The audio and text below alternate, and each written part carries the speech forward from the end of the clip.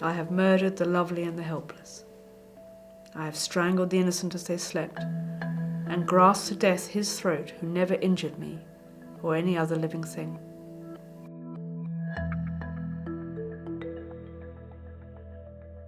And I suppose I thought it was a fable about the dangers of science, but actually it seems to me to be much more about the capacity for cruelty in each of us and how that gets created, whether it's through abandonment or neglect or loss or fear.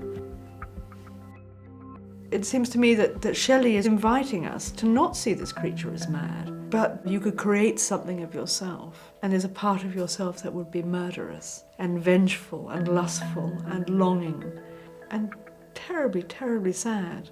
He makes this creature and then just runs away. I think it endures because we are made, really.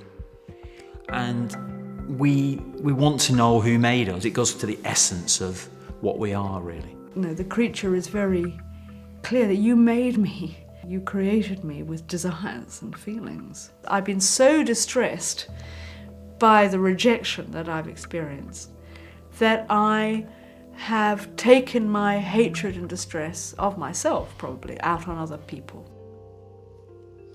I mean, he blames Frankenstein, but in fact, the one thing that is created in him is hope. He has formed an attachment to this family.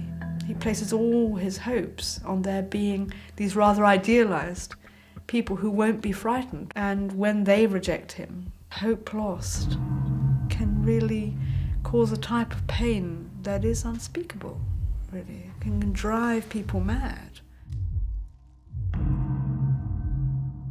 One of the great tragedies of the story is that he is abandoned, really. We know that neglect and abandonment do set children up at risk.